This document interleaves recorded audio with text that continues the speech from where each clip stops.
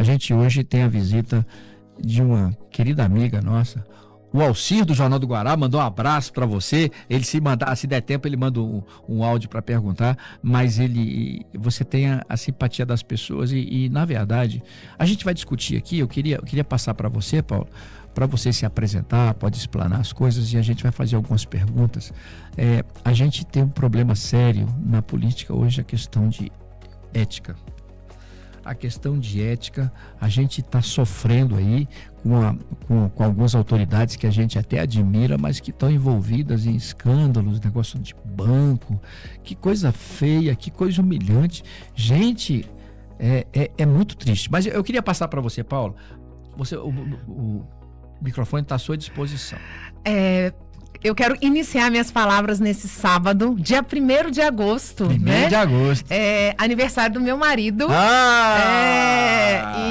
Hoje tem. Parabéns. E assim, hoje também eu tô recebendo aqui, a primeira vez que meu filho me vê dando uma entrevista. Ele tá aqui fora, o Rafael. Então, legal, assim, Rafael, dia de família.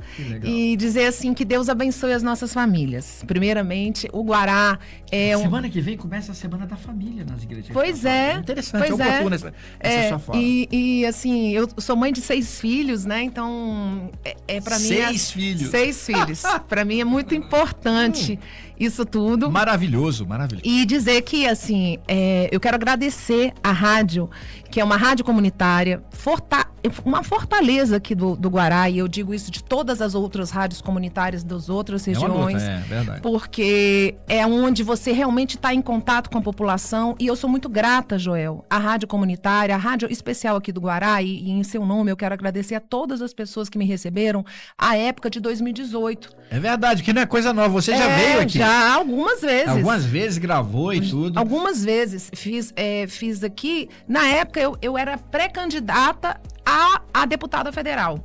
E ninguém me conhecia, e foi a rádio comunitária, as rádios comunitárias nas regiões que me deu essa oportunidade. Então eu sempre gosto de enfatizar a importância da rádio comunitária dentro das regiões administrativas, e nesse sentido eu até falo para os empresários: valorize as rádios comunitárias, façam divulgação, peguem o seu coisa e patrocinem, porque a rádio comunitária é onde que as pessoas escutam os problemas da sua comunidade e é onde tem que sobreviver, porque nenhuma rádio consegue sobreviver sozinha. Verdade. Então eu quero iniciar minhas palavras falando isso aí, dizer que para mim é uma honra estar mais uma vez aqui sendo entrevistada por você. Meu nome é Paula Belmonte, eu tô com 53 anos, como eu disse, eu sou mãe de 6 filhos. 6 filhos, maravilhoso. Eu fui deputada federal e agora deputada distrital. E você traz uma questão muito importante, que não é só da política, vamos dizer, de uma educação. A ética, a coerência, a honestidade são princípios e valores e virtudes que nós temos que olhar para a população e olhar com essa responsabilidade. Por quê? Porque o que está acontecendo em Brasília, e que eu confesso, apesar de eu ter sido sempre contra a compra do Banco Master, nessa situação de Brasília, você se surpreende com algumas coisas. Você que está lá, você fica meio assim, meu Deus do céu. É verdade, estamos estáticos com essa situação. Com essa situação, porque vamos dizer assim, é muita falta de vergonha na cara. É muita falta de vergonha na cara. É muita falta de vergonha, de humanidade. Prioridade, né? A pessoa, nós temos filhos, nós temos amigos, nós temos pai e mãe para honrar. Nós temos a nós mesmo para honrar. Eu digo isso assim, eu ensino os meus filhos o seguinte: vocês têm que ser pessoas do bem, não por mim, nem pro seu pai, é por vocês. Vocês têm que ser honestos por vocês. Lógico que para mim, eu quero ter meus filhos todos honestos, pessoas do bem, mas é por eles, porque nós merecemos o melhor, né? E essa situação é uma situação, Joel, que infelizmente nós estamos verificando que todos os poderes que são constituídos estão envolvidos, poder judiciário, poder executivo, poder legislativo. Partidos também, né, Sandra? E partidos também. Partidos também.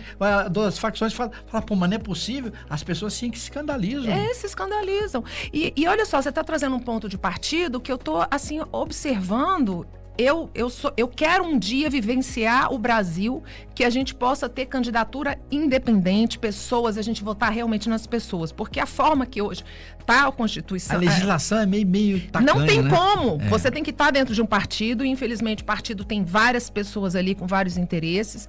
Agora, o interesse maior dessa última Código Eleitoral são os deputados federais. É muito dinheiro que está sendo liberado por emenda.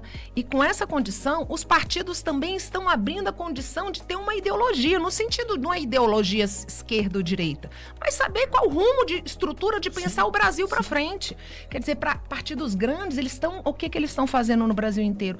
Eles não estão se pronunciando a respeito de presidente da República. É verdade. Estão abrindo mão, porque no Nordeste o pessoal pensa de um jeito, no Sul, e o partido não tem um fio condutor. Sim. Então a gente precisa, no Brasil, entender, e eu falo isso como mulher, mãe, para mim é importante dizer que eu sou uma pessoa nova na política, eu não tenho família na política, meu marido, nem nada, eu estou vivenciando a política há 7 anos, mas o que eu sinto é nós termos horizonte e principalmente uma linha de coerência. Então, eu, Paula Belmonte, eu sou uma pessoa que eu voto a favor do povo. E eu sempre tive essa independência tanto na Câmara Federal quanto na Câmara Distrital, que foram 2 experiências muito distintas, mas muito importantes na minha vida. Sim, inclusive tem um fenômeno com a Paula que é o seguinte: ela foi candidata a distrital e se apresentou tipo nos últimos dias, e o pessoal tava,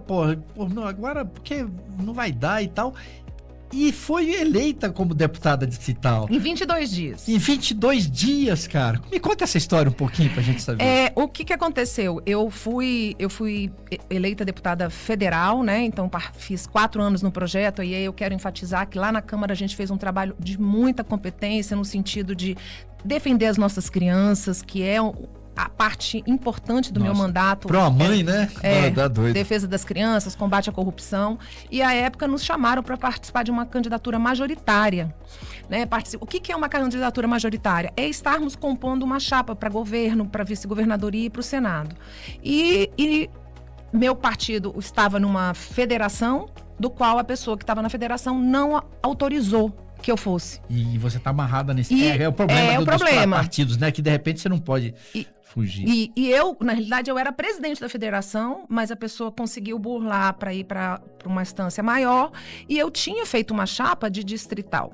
Para quê? Para que, se eu tivesse nessa majoritária, auxiliasse, porque o distrital é o que está aqui, é como a rádio comunitária, é o que vivencia a cidade. Cara, e de repente mudou tudo. De repente eu me tornei concorrente dos meus próprios amigos. Caramba. Né? Mas eu quero, assim, dizer que essas pessoas foram tão amigas minhas, assim, no sentido de mostrar que estão junto com essa nova política, que é a política do bem, a política da coerência, a política da honestidade. Falaram: Paula, vamos juntos. Eu não apareci 1 minuto na televisão. Pois é, cara. 22 minutos. Por isso que eu digo que foi um fenômeno, porque tem gente que se dedica anos e anos naquela telinha lá e faz propaganda, gasta mundos, e a Paula, em poucos dias, ela conseguiu se eleger. E eleita, assim, bem, porque eu tenho lá na Câmara, tem deputados que não foram eleitos com um pouco mais de votação que a minha, porque tem toda aquela configuração, mas tem 6 deputados que tiveram votações inferiores à minha. Quer dizer, eu fui votada bem. E é isso, eu acho que é importante, não é só... Isso é credibilidade, sabe? Mas eu acho que é um trabalho de equipe, assim. Eu tenho aqui claro, a honra também do Homésio ter chegado aqui, você já tinha falado dele também antes. A gente tem uma equipe que acredita nessa missão, sabe? E eu sou grata a esse conjunto de pessoas que estão conosco desde 2018, acreditando nesse projeto. E esse projeto é um projeto de Brasília, para Brasília, por Brasília e para o Brasil. Isso é muito importante. O Frei Gilson fala muito nessa questão de que a gente, na vida, enfrenta muitos problemas. É normal. Agora, a diferença é como você vai encarar esse problema. Encare como um desafio, uma solução possível. E você fez isso com galhardia e conseguiu. E agora, você é candidata a governadora. Que coragem! E como é que é isso? Eu estava querendo falar do Frei Gilson e a respeito dessa palavra que você trouxe dele. E aí eu quero falar a respeito disso porque eu quero contar um pouco da minha história, né? Como eu disse, eu sou mãe de 6 filhos e eu, infelizmente, perdi um filho com 2 anos de idade num acidente dentro da minha casa. E esse é o ponto de partida que me muda o rumo da minha vida. O rumo da minha vida. Até então, nós começamos a fazer um trabalho social com crianças, né? E aí foi a partir desse trabalho social com crianças que me falaram assim, olha, você não quer vir para a política defender as crianças? Eu falei, eu aceito. Eu não sabia o que era a política, causa, né? Era a minha causa. É a minha causa de vida, né? E eu tô trazendo isso até porque eu falei do meu marido que é aniversário dele, de aniversário, mas ontem foi aniversário do Arthur. Hoje ele teria 14 anos de idade. 14 anos? Ele ia ter 14 anos. O acidente dele aconteceu quando ele tinha 2. O que aconteceu? Ele não fazem 14 anos que aconteceu, fazem 12 anos que aconteceu. Ele faleceu com 2 anos de idade. Ah, com 2 anos. Com 2 anos. Com 2 anos de idade. Faria 14 agora. Faria 14. E foi esse o motivo que a gente entrou na política, para defender as nossas crianças que não têm título de eleitor. E por que eu estou trazendo isso? Porque o que o Frei Gilson fala é uma realidade. Eu tinha 2 opções ali naquele momento. Uma mãe que enterra um filho só sabe a dor de quem passa. E eu nem quero que as pessoas se coloquem nesse lugar. Para uma mãe é a essência, né? Essência. A gente tem 2 opções. Ou a gente deita, fica doida, ou a gente levanta e vai pra frente. Vai à luta. Então eu acredito nisso, que o Frei Gilson fala. Em todas as vidas, todo mundo passa uma dificuldade. E a gente sempre tem 2 linhas que a gente possa ir. Ou a gente estaciona e fica naquele estacionamento, ou a gente vai para frente. Então, assim, o que eu e minha família procuramos todos os dias, porque não é fácil não. Ontem foi um dia forte para mim, sabe? Imagino. Muita complicação. O Rafael era um irmão mais velho dele e ele muito ligado. Então, assim, ontem foi um dia, assim... Muito difícil. Muito difícil. Mas eu quero dizer assim que eu resolvi levantar e ir pra frente. Encarar. Então, e essa coragem, ela vem de uma mãe que quer o melhor para os nossos filhos. E o melhor para os nossos filhos é os filhos dos outros e os meus. Não adianta eu querer só o melhor pro meu filho. Nós temos um exemplo aqui no Guará muito interessante, que é a Sandra Bacelar. Ela ela vai ser candidata também, mas ela luta com o filho autista. As mães atípicas. As mães atípicas. E ela tá... a gente observa esse negócio das mães, elas têm uma força. E ela tá com energia, com alegria e com a determinação, tipo você, assim, de encarar isso. Porque, na verdade, tudo na vida, você precisa de uma motivação. Você precisa de alguma coisa que te impulsiona. E vocês têm essa causa. Então, na verdade, gente, quem é pai, quem é mãe, sabe exatamente do que eu estou falando. Então, na verdade, filho é tudo. Eu vi um texto recentemente, disse que a mãe declarou que se precisasse, ela se matava para salvar o filho, e se mata mesmo. Então assim, pro pai, pro homem, é mais até difícil, assim, encarar essa realidade. Mas mãe não. Mãe é luta. E me fala uma coisa. Dentro disso, na Câmara Legislativa e na Câmara Federal, quais os projetos que você destacaria, assim, que é importante a gente implantar isso? Porque a gente sabe que, às vezes, a deputada faz o projeto, tenta, mas, infelizmente, tem uma barreira do tamanho do mundo na frente, que são os outros deputados, né? E não é fácil, a verdade. Não é fácil, até porque os poderes, eles têm que ter a sua independência, né? Então, cada um tem a sua função. O Poder Legislativo, ele vai até um determinado passo. Depois se começa o Poder Executivo, que executa o que o Legislativo determina, e depois o Judiciário acompanha. Apesar que hoje no Brasil nós estamos tendo uma interferência muito grande entre os poderes, mas o que a gente precisa é que cada um faça o seu trabalho. Sim. Mas eu considero que nesses 4 anos de mandato, tanto na Câmara Federal quanto na Câmara Distrital, nós fizemos muito. Eu tenho a honra de dizer, e assim eu falo, né, assim, o meu filho chama Arthur. Se hoje eu não vou sair da política, eu estou como pré-candidata ao governo e acredito na nossa vitória, mas assim, o Arthur já é motivo de honra, a história do Arthur já é motivo de honra. Nós concluímos um hospital, que é o Hospital Universitário de Brasília, que é um hospital da criança e do adolescente, que hoje são 5 andares, e foi todo através da minha emenda, a emenda da Paula Belmonte, para as nossas crianças. Então, Olha, são várias crianças. Como é que é o nome do hospital? HUB. HUB.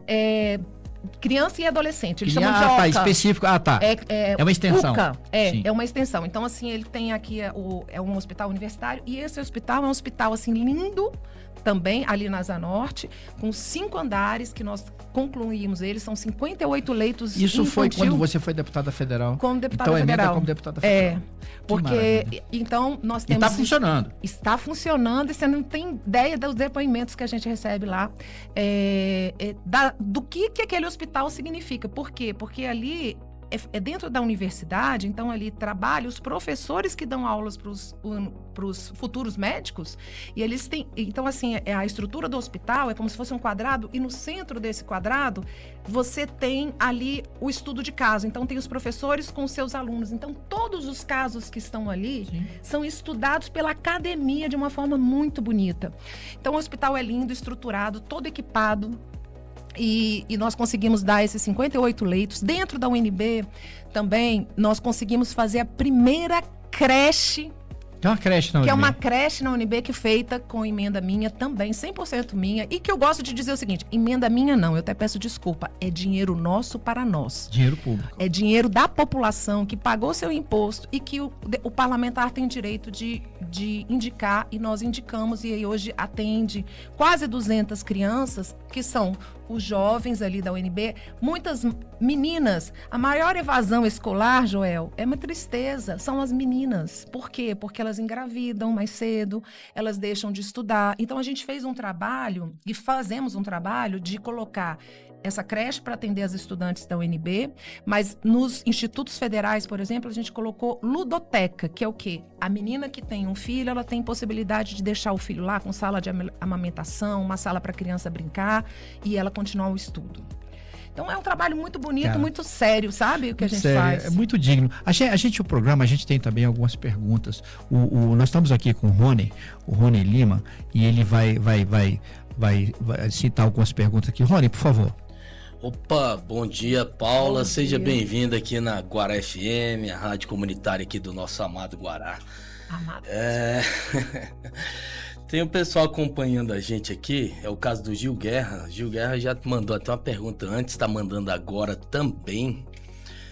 Pergunta para futura governadora: qual o seu projeto para saúde, segurança pública e educação? Alguns partidos estão esperando ver quem vai ganhar para depois apoiar e receber verbas e cargos. Não merecem o seu voto. Para o GDF, o melhor nome é Paula Belmonte. Aí, Paula Belmonte, candidata, vai ganhar. Quem conhece Paula Belmonte, vota na Paula. É um apoiador aqui. Aí tem a Paula Martins também. Bom dia, parabéns, deputada Paula Belmonte, para a lei cadastro, condenação dos agressores por violência contra a mulher. E tem também o nosso amigo que sempre participa aqui, que é o grande professor Alcione, ele que é... Guaraparque. Ele é o prefeito do Guaraparque, tá até convidando que vai ter dia 7 e dia 8, festinha junina, com exame de vista grátis lá, hein? Amém. Pessoal que tá precisando aí de um exame de vista, pode ganhar até o óculos lá com o nosso amigo Alcione. Na prefeitura. Então, na prefeitura. Então são essas as perguntas, Paula. Bom, primeiro eu quero agradecer aí o Gil Guerra, né? Falando da nossa governabilidade, se Deus quiser, seremos merecedores de poder fazer o bem para a população. A Paula Martins, que traz um ponto importantíssimo, que é essa questão do cadastro do homem que comete violência contra a mulher. É um projeto que há muito tempo se tenta fazer esse cadastro em âmbito federal, não se conseguiu ainda ser votado, e nós aqui em Brasília conseguimos votar por unanimidade esse projeto, e foi sancionado agora recentemente. Então, o que é o conceito? O que acontece hoje? Não existe um cadastro único, e são medidas sobrepostas ou muitas das vezes medidas isoladas de que um homem que cometeu um feminicídio ou cometeu uma violência contra a mulher, ou até um caso de pedofilia, estupro, ele tem o nome dele em cadastros separados, por exemplo, na Polícia Civil e tudo. E hoje nós vamos estar fazendo um cadastro único, que esse cadastro único, inclusive, vai ficar com o poder público, não é de poder das pessoas, para, por exemplo, contratarem professores para determinada escola. Será obrigado a fazer uma consulta nesses cadastros, para que a gente não possa contratar nenhuma pessoa que esteja envolvido em alguns crimes, porque vou falar aqui de um crime bárbaro, né, que é pedofilia. Normalmente se procura escola onde estão as crianças, né? Sim. Então a gente vai ter esse cadastro aqui em Brasília que não vai poder permitir que essas pessoas que têm algum tipo de... E punição mesmo para as pessoas, porque na verdade é o seguinte, o cara tem que ter medo de atacar as mulheres, o cara tem que ter medo de atacar as crianças, ele tem que ser punido por isso, né, Paulo? E além de ser punido, passo, é né? o primeiro passo, e além de ser punido, ele tem que se manter, né, assim, vamos dizer, preso. Sim. E hoje a legislação nossa penal, ela não mantém muitos presos, né, ela solta muito rapidamente. Então esse cadastro é um cadastro que fica ali como se fosse, assim, um histórico de conduta. Esse histórico de conduta vai estar ali perante as pessoas e não tem como limpar essa história de conduta, porque esses crimes são crimes imperdoáveis. Até a Maria da Penha, né, aquele que atua nessa área também, tem que ser incrementado, né? Tem que ter forte. Aqui em Brasília nós estamos trabalhando com a regulamentação dele, mas ele vai ser eu acredito que no nosso governo, agora em 2027, a gente consiga fazer um governo digital, que é uma das propostas nossas, que a gente tenha esse governo digital na mão das pessoas, através da saúde pública, da educação, foi perguntado aqui sobre a segurança, e esse governo digital, esse governo DF digital, ele vai estar na mão das pessoas, e esse cadastro com certeza será um dos pilares.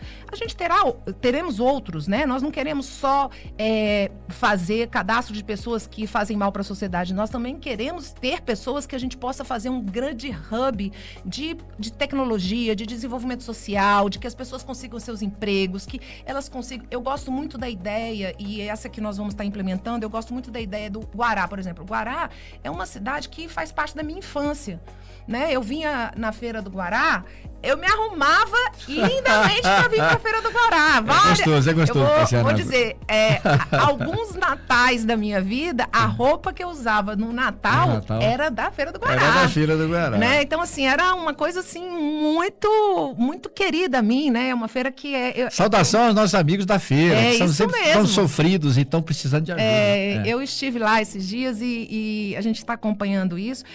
Eu vou até depois falar de feira, mas vamos continuar aqui só o raciocínio para que eu possa parar.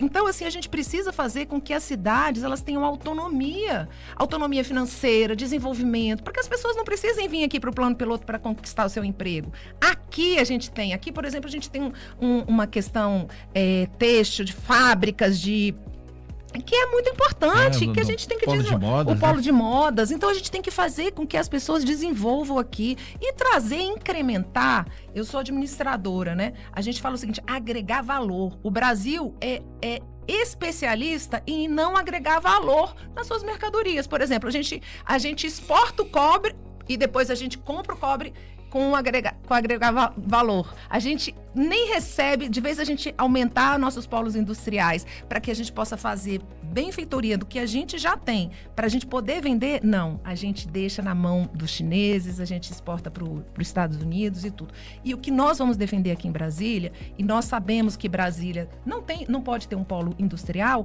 mas nós podemos ter outros polos econômicos. E com esses polos econômicos nós vamos estar desenvolvendo a nossa cidade. Eu acredito, Joel, de verdade, que as pessoas com emprego, as pessoas empregadas, com dignidade, uma escola que seja uma escola de qualidade, uma escola que dê alimentação para as crianças, uma escola integral para as famílias, nós vamos fazer com que Brasília seja referência de política pública. E a gente pensa assim, poxa, meu Deus, não é tão difícil. Não é né? tão difícil. Nós temos aqui no Guará algumas iniciativas muito interessantes do artesanato.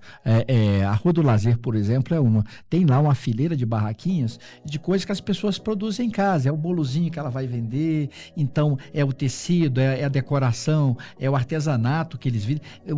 É rica, aqui o Guará é rico em artesanato. E nós estamos surgindo outra coisa no Guará, que eu pediria sua ajuda na Câmara Legislativa, é para valorizar as feirinhas. As feirinhas. Nós temos hoje umas 10 feiras aqui no Guará, por iniciativa do Arthur Nogueira, do administrador, que liberou, e também pela iniciativa das pessoas que criou coragem de sair da máquina de costura e levar o bordado, levar as coisas que ela tem para vender. É isso. Na verdade, os grandes países do mundo se desenvolveram a partir de pequenas indústrias. E eu ia falar exatamente isso. Eu tive a oportunidade de morar na Inglaterra por alguns anos. Sim. Né? E é interessante que toda a mercadoria que tem, tanto no supermercado quanto na feira, o costume de feira é muito comum. No próprio país europeu, é muito comum feira. Elas são lindas, inclusive, porque quando na época do verão ela fica toda colorida, sim. Na primavera ela fica florida. E muita criatividade, né? Muita criatividade. Então é algo que movimenta as pessoas e tudo.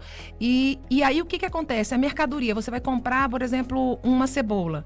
Aí, lá na gôndola da cebola, tá escrito assim: essa mercadoria é daqui do nosso estado. Foi produzido. Então, foi produzida aqui no nosso estado. As pessoas valorizam o que é local. Sim. E é isso que a gente precisa, valorizar o que é local.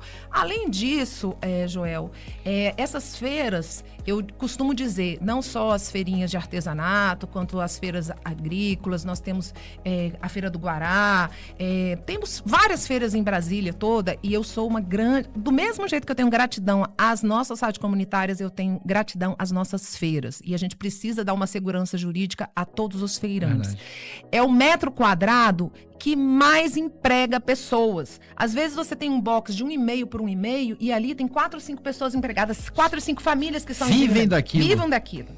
Então, é muito importante. Além disso, a feira, ela tem uma outra coisa que é uma característica muito brasiliense. O que é? Você encontra farinha da Bahia, farinha do Acre, farinha mineira. É verdade. Não é verdade? É você verdade. Consegue encontrar aquela...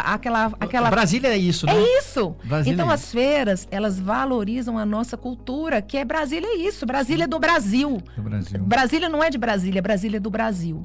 Então, assim, essas feiras... Eu acho uma boa iniciativa. E aí tem um outro aspecto que é importante também, do qual a gente já trouxe aqui, que é, além desses artesanatos, eu acredito que homens e mulheres possam fazer o artesanato e é importante que todos possam fazer, mas é uma maneira, muitas das vezes, de uma mãe conseguir sair de uma vulnerabilidade que ela tem. Sim. Muitas mulheres sofrem, infelizmente, violência doméstica porque elas dependem muitas das vezes dos seus agressores. Então, uma forma de dar autonomia financeira, ou mesmo aquela que não sofre, mas incrementa a economia da sua casa. Sim, é interessante como existem pontinhos assim de pessoas que querem... Aqui no Guará, na minha quadra, tem a Grazi. A Grazi, ela é doceira e ela faz cursos, e ela dá aula sobre... E ela é sozinha. Uhum. Sabe? E é impressionante como é que ela tá progredindo. Eu fico olhando assim e ver ela crescendo, sabe? Já alugou uma casa maior, já mudou as instalações, comprou umas máquinas e toda semana ela tá indo, ela vai em 10 feiras diferentes. E ela vai vendendo isso. Cara, isso é iniciativa própria. E tem muita gente tendo iniciativa assim. E aí, Joel, olha como que é uma corrente virtuosa. Porque nós estamos falando aqui dessa sua liberdade financeira, né? Dessa autonomia financeira. Mas também, eu estou aqui com 53 anos. Eu estou passando por um período que todas nós mulheres passamos, que é um climatério. É um momento que realmente nós temos uma queda hormonal e tudo. Isso também mexe com a saúde da pessoa, sem dúvida. Dá uma labuta para ela fazer, conversar. Você tem uma saudação, você tem uma saúde mental que você compartilha com as pessoas. Então, a convivência social, ela é fundamental. Então, as feiras, elas representam isso. Então, eu acredito guaraenses e valorizem as feiras que são aqui, valorizem as outras feiras, deem essa oportunidade, e é dessa maneira que a gente vai tratar o governo do Distrito Federal. Sou pré-candidata ao governo do Distrito Federal, uma mulher de 53 anos, mãe, e que quero sim fazer com que Brasília seja uma referência e coerência na política. Nós não podemos desistir da política do Brasil e nem de Brasília. E eu acredito que é essa mudança de atitude no sentido de princípios e valores, eu sinto no meu coração que nós vamos mostrar para o Brasil que é possível ter um orçamento, fazer pelas pessoas e combater a corrupção. É isso que a gente acredita. Interessante. Nós temos alguns admiradores aqui. Hoje me ligou o Alcir. O Alcir é o redator do Jornal do Guará, e ele tem uma família que vive do trabalho dele. É o Rafael, sabe, a esposa dele, que está sempre atuante, e ele pediu para te mandar um abraço. Se der tempo, ele vai mandar um vídeo fazendo uma pergunta, um comentário, e é muito interessante, porque a gente está precisando disso, sabe? As pessoas estão sedentas, as pessoas estão escandalizadas com tanta coisa errada, com tanto roubalheira, sabe, isso, aí a gente fica triste, porque isso está corroendo o país. Está corroendo o país e está corroendo a sociedade. Olha, eu estive semana passada em Santa Maria, sim, no Hospital de Santa Maria. E eu fiquei assim, a minha equipe toda, a gente saiu de lá assim, se abraçando, sabe?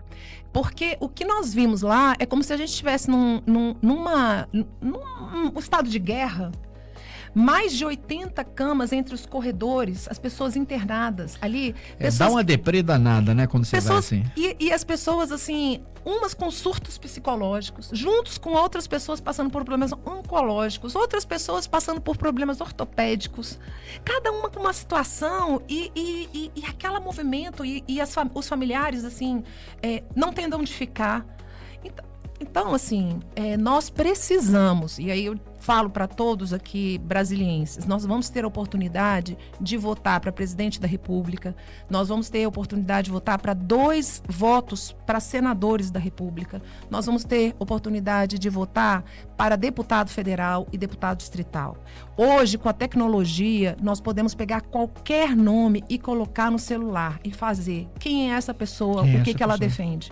Não vote muita responsabilidade, em corrupto, né? Não vote em corrupto. E vou ter a oportunidade de votar em governadora. Sim. E que a gente possa votar em pessoas que sejam realmente representantes da nossa sociedade, que não tenham um rabo preso, porque a ética hoje na política, ela é relativa, as pessoas ficam trabalhando, aqui eu vou fazer uma crítica mesmo, pessoal, por exemplo, a atual governadora ficou 8 anos no governo, Ibanez Rocha. E não sabia de nada.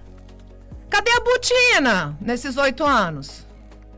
Então, não vamos ser bobo, não vamos ser marionete e tudo. Então, vamos fazer Brasília uma referência, e nós temos nomes aí, estou colocando meu nome à disposição, como tem outros nomes, façam as suas escolhas, porque as escolhas, elas são individuais, elas são secretas, mas elas são importantes para o todo. Você trouxe um outro assunto que eu gostaria de concluir aqui, 2 assuntos. Primeiro, o seu Alci, que é o dono do Jornal do Guará. Ele também foi uma pessoa que me recebeu, me conheceu antes de eu... Ele falou para mim. Foi, então eu quero deixar aqui... Eu recebi esses dias uma mensagem do senhor, então eu quero deixar aqui o meu registro de minha gratidão, porque se hoje eu sou, ou hoje eu fui uma deputada federal... É graças a essas pessoas que me deram uma oportunidade. Bacana, né? Então bacana. Eu quero deixar isso registrado para ele, para o Rafael e para a família. E você trouxe também um assunto que nós acabamos não concluindo, que é da Sandra Bacelar, que é da mãe atípica. Hoje é uma realidade no nosso Distrito Federal a questão da família atípica. Hoje nós temos muitas crianças com autismo. E eu gosto de falar da família... Impressionante o número, é muita gente. Muito grande, porque essas famílias que muitas vezes só se torna mãe porque a mãe é abandonada quando começa a ver a gravidade. O marido abandona? Isso é cruel, cara. Então, nós teremos centros que vão estar apoiando as famílias atípicas. E quando eu falo família, é a criança, é a mãe, é o pai, são os irmãos, porque muda uma dinâmica familiar uma criança atípica. E a gente precisa amparar essa mulher. Essa mulher, ela precisa ser acolhida, essa família precisa ser acolhida, e aí requer várias políticas públicas, desde a escola com qualidade, desde acesso a uma saúde de qualidade, não só para a criança, mas para a família daquela criança, para que ela possa ser recebida. Complexo, né? É complexo e também, a gente falou tanto da independência financeira, são mães que se dedicam e que muitas das vezes não param de trabalhar. Exatamente. Porque a criança tem que fazer terapia de um jeito, terapia do outro, e a mãe fica disponível a isso. Tem uma coisa chocante, que tem muitas mães que às vezes, até porque na verdade o autista é incontrolável, e às vezes ela tem que deixar o filho preso para ela poder ir trabalhar. Isso é cruel, isso como ser humano, isso é indigno, sabe? Exatamente. Então, eu quero, quando a gente fala que nós vamos trabalhar com a família típica, é nós olharmos isso. Olharmos existe uma tendência hoje de nós estarmos colocando exatamente, por isso que eu defendo a licença parental. O que é?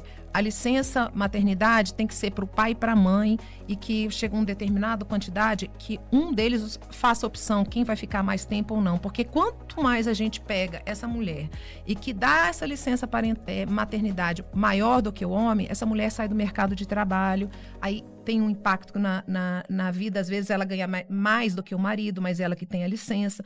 Então nós temos que olhar a família como um todo. E hoje na Europa, todo o desenvolvimento, as licenças são iguais, tanto para homem quanto para mulher, para que a família, o homem também possa ter. E nesses casos de crianças atípicas, o governo dá uma assistência social. Nós não estamos falando de social no sentido só de alimentação, não. É para aquela mãe aquela mãe ou aquele pai suprir a necessidade da família para poder cuidar de uma criança dessa. Por quê? Porque isso é tudo uma corrente, Joel, virtuosa. Eu acredito que o assistencialismo, ele é necessário, a fome não espera, mas ela precisa ter porta de saída. A qualificação das pessoas. Mas tem hora que nós precisamos olhar essas famílias como que é a melhor coisa que é ter um ente cuidando dessas crianças, um ente da própria família cuidando dessas crianças, para que elas possam ter oportunidade de terapia. E o que nós vamos propor são centros dentro das regiões administrativas. A nossa ideia é que a gente faça com Brasília, Guará, tenha todos os equipamentos públicos que sejam necessários para aquelas famílias do Guará, Ceilândia tenha a quantidade ideal para que todos os equipamentos atendam as pessoas de Ceilândia, e assim nós vamos fazer em todas as regiões administrativas. Fantástico. A gente está vivendo uma coisa interessante, é que esse tema que está sendo levantado aqui é justamente, nós estamos na véspera da Semana da Família, que vai em toda a paróquia do mundo.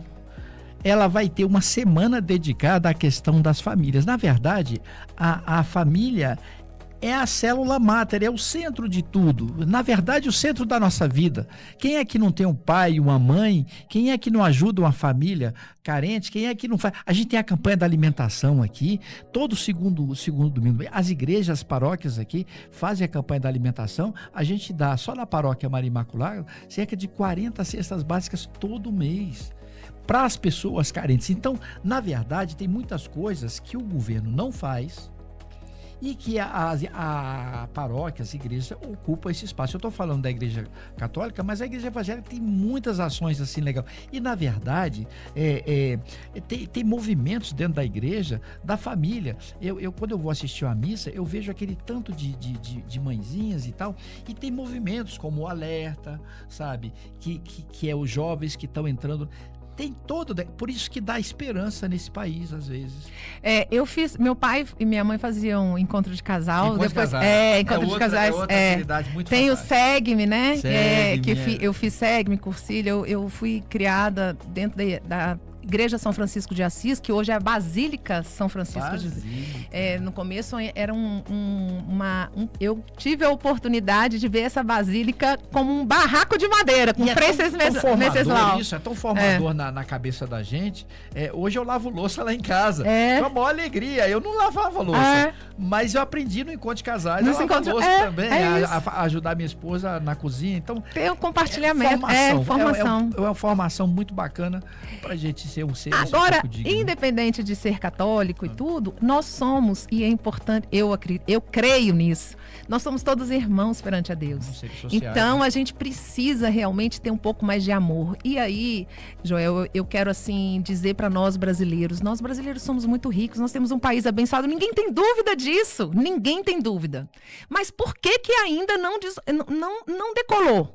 Porque nós precisamos de princípios e valores. Brasília é o 3º orçamento do Brasil. A gente só perde para São Paulo, que tem uma população tripla, e nós perdemos para Minas, que também tem uma população muito maior que a nossa. O resto, todos ganham menos. Então nós, brasilienses, essa capital que foi sonhada por Dom Bosco, realizada em 5 anos por JK, ela terá em 2027 um governo com compromisso, e esse compromisso eu digo que a gente vai fazer com muito amor e carinho, de dignidade humana, de responsabilidade com as famílias, como você disse, que é o fortalecimento.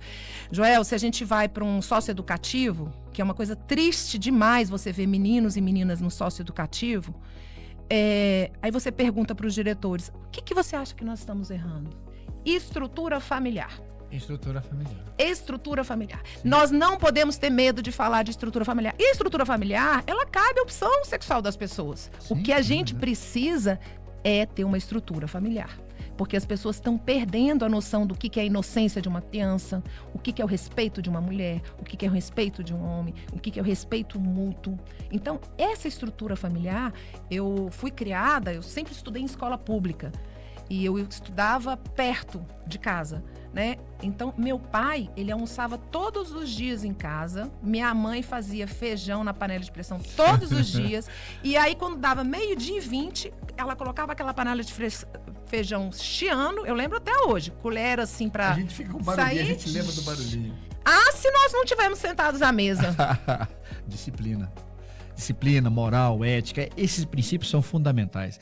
Gente, a gente está vivendo um momento importante aqui do programa e a gente está falando de coisas que você se lembra, que na sua casa tem também.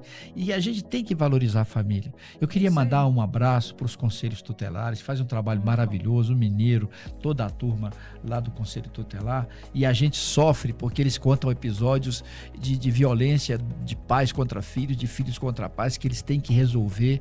E também a gente sofre. E a gente fala, tá errado, cara. A gente tem que ter esses princípios. Falta princípios pra gente fazer uma coisa. A gente quer ter uma coisa melhor, uma família melhor, uma cidade melhor.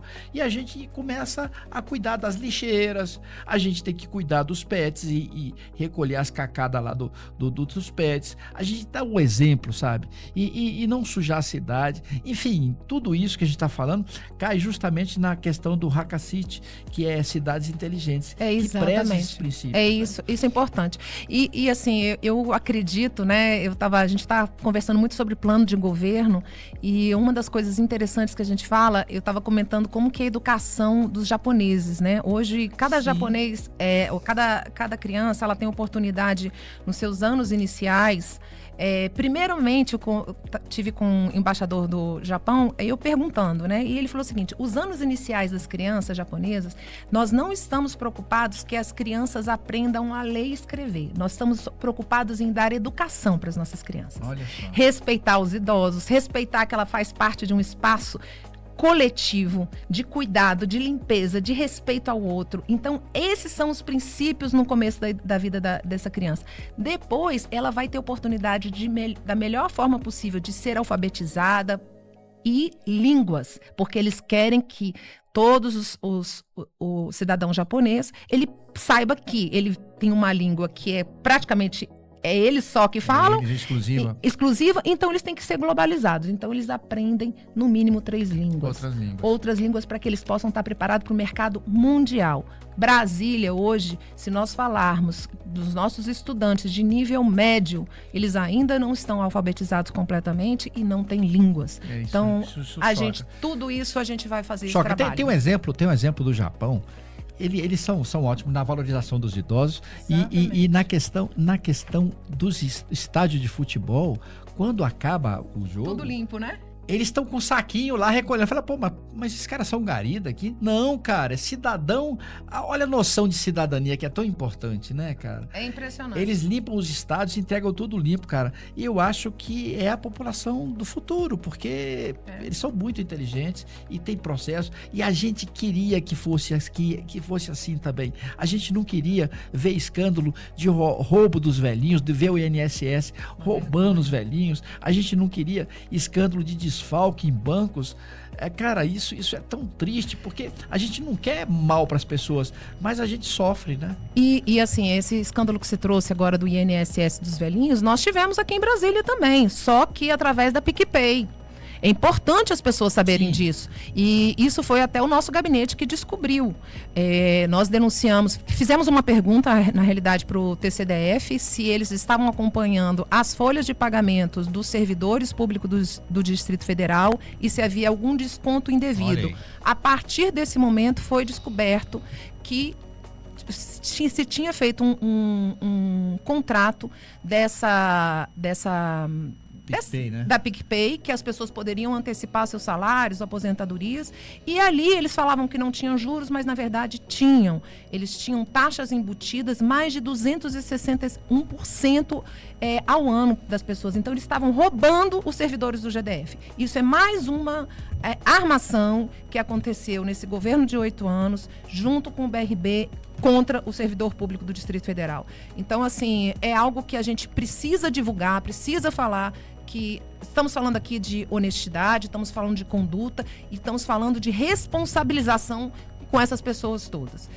Muitas pessoas, eu sei que quando a gente fala de política, as pessoas, eu sou uma delas, que muitas das vezes a gente tem preconceito, mas nós não podemos ter preconceito para a política. Por quê?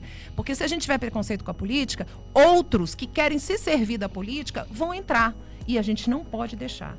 Então, vamos fazer uma consulta em todos os nomes, vejam quem que vocês vão votar e estejamos juntos em prol do Distrito Federal. Eu creio que o Distrito Federal, nossa capital do país, ela será um reflexo da boa política e que vai ser uma referência para a mudança de patamar do Brasil.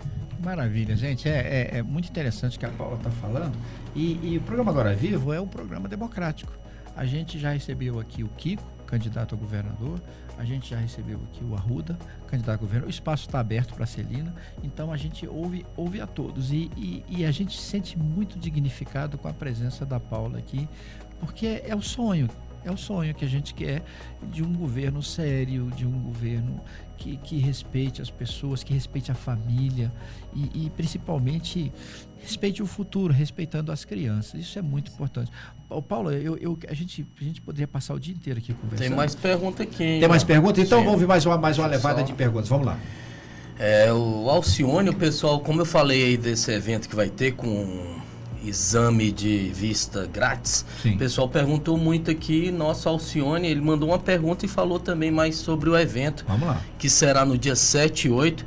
Ele fala que no sábado, dia 8, vai ter a ação da consulta, né, de vista com exame grátis, feira de artesanato, treinamento funcional até 16 horas. E 17 horas, como estava falando aí das missas, vai ter uma missa com o padre Cristiano da paróquia São Paulo Apóstolo. E ele pergunta, ele até fala que foi seu amigo, Paula, na época do Cidadania, né? O Alcione, quando você era do Cidadania.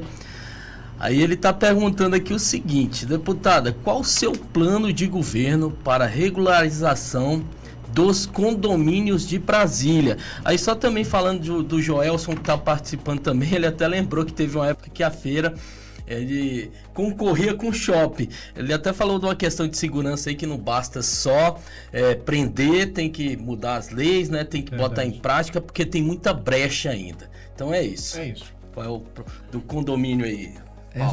Quem que é esse que falou por último? Joel. Esse é o Joelson. O Joelson, ele falou dessa questão da segurança aí, da violência, né? Que não basta só prender. Primeiro eu quero mandar um abraço pro Alcione. Que Deus abençoe, uma alegria tê-lo aqui. Eu tinha até inclusive lembrado, porque não é um nome muito comum, né? É verdade. Mas eu não tinha certeza. Falou prefeito, senhor, eu achei que fosse já um senhor de coisa. E o Alcione é jovem. Muito bacana. É verdade. Ele é muito bacana, animado. Então, que Deus te abençoe aí. Grande flamenguista. Flamenguista? Flamenguista. Alcione. Ele vem aqui com a camisa disputar comigo aqui. Então, com a camisa do Flamengo. dizer que estamos juntos por essa cidade que a gente acredita que é preciso, sim, falar, né? Enfatizar que as pessoas estejam aí no dia 7, dia 8, valorizando, tendo essa oportunidade de exame de vista. É importante isso. E o nosso plano para que a gente possa... Eu esqueci qual foi o assunto que ele trouxe. Educação? O dele aqui, ó, a pergunta dele: qual o seu plano de governo para regularização dos condomínios de Brasília? Isso mesmo. Regularização de terra. Isso aí é, assim, essencial. Por que é essencial que a gente está falando? Brasília, temos hoje por volta de 56% das áreas em Brasília, elas são irregulares. E isso traz, quando a gente fala de desenvolvimento econômico, isso traz um impacto direto. Por quê? Porque, por exemplo, a gente está falando de área rural que não tem essa regularização. A pessoa não tem a propriedade. Ela não consegue ter um financiamento, o FCO. A SUDECO, que é o que teria dinheiro para que a gente pudesse desenvolver o Centro-Oeste. Surpreendente de desenvolvimento do Centro-Oeste. Do Centro-Oeste, ela cada vez mais, Brasília não consegue utilizar o que ela teria de porcentagem, 20%, hoje eu acho que a gente não utiliza nem 10%, exatamente pelo bem em garantia.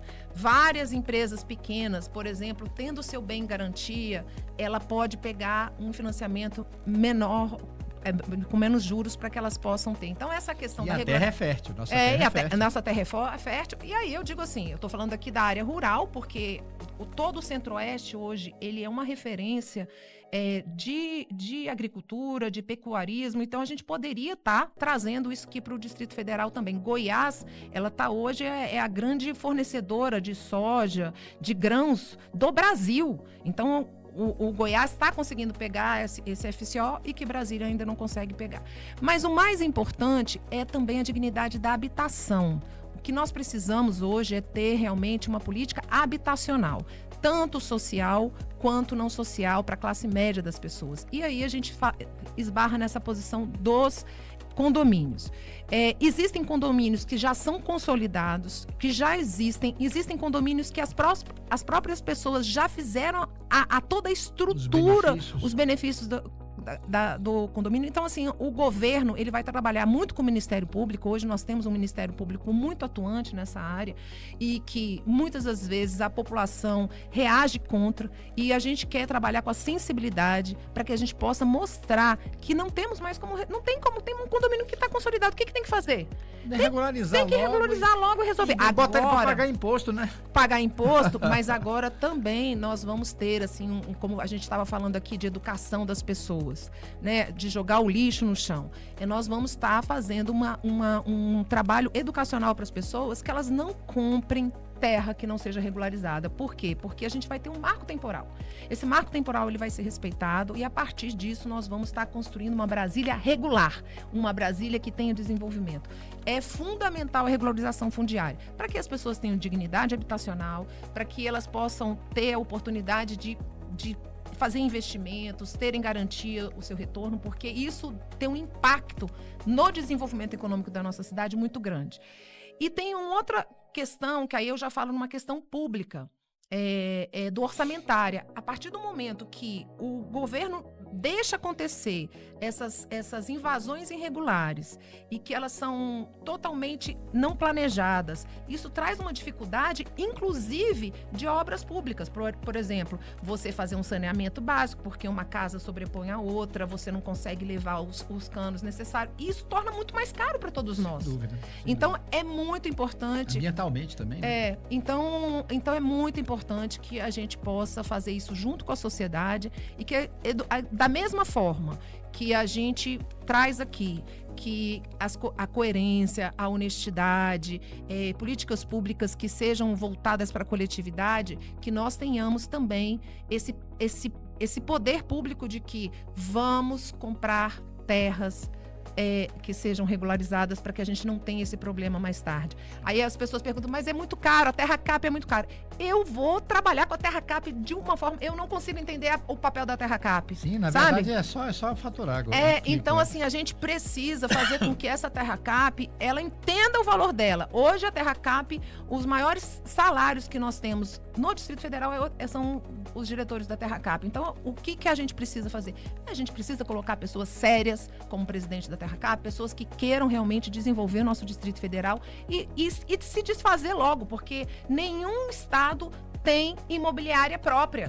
Isso é uma coisa meio efêmera mesmo. Então a gente não precisa disso, a gente precisa fazer com que Brasília tenha o seu desenvolvimento. Interessante. Gente, programa Agora Vivo, a gente está aqui com a Paula Belmonte, deputada distrital, candidata ao governo. Esse vídeo vai ser gravado, a gente vai entregar para a Paula e vai distribuir na cidade e a gente vai parcelar ele em vários itens de interesse que ela falou aqui e a gente vai estar divulgando também para a comunidade. Interesse, gente, rádio comunitária é isso, a gente está interessada na qualidade de vida, sabe, nas crianças, porque isso aqui é uma rádio social. Então, eu queria agradecer a Paula e deixar os microfones à sua disposição para você dar seu recado naquela câmera lá para a comunidade do Guará, que sempre te recebe com muito carinho, Paula. Bom, eu sou recebida com muito carinho mesmo. Que Deus abençoe a todos nós esse sábado, dia 1º de agosto, um ano que... o semestre que se começa agora, o segundo semestre, né, efetivamente, e dizer que valorizem a rádio comunitária, que os empresários que estejam aqui valorizem, patrocinem, que eu tenho certeza que esse fortalecimento é um fortalecimento da cidade do Guará e da nossa sociedade, e dizer que eu estou aqui à disposição, nossas redes sociais, se vocês querem me conhecer um pouco mais, Paula Belmonte Oficial, e dizer que estamos aqui querendo estar no governo de 2027, fazendo um governo com autonomia, com honestidade, com compromisso a uma sociedade do bem. Brasília merece isso. E aproveitar essa oportunidade que nós estamos sábado e domingo. Domingo sempre é o dia da família, que as nossas famílias sejam abençoadas, os nossos filhos, os nossos maridos, os nossos pais, que sejam abençoados e que a gente possa cada vez mais ter oportunidade desse fortalecimento, que é a instituição mais cara no sentido de preciosidade de toda a sociedade. Uma família forte e estruturada é uma sociedade forte e estruturada. Então, nós vamos trabalhar com essa perspectiva também. Que Deus abençoe e muito grata. Gente, muito obrigado. O programa Agora Vivo. Todo sábado nós estamos aqui conversando com as pessoas e a gente quer um interesse comum de saúde para nossas crianças, nossos idosos, nossos cadeirantes. É isso aí. Programa Agora Vivo. Tamo junto.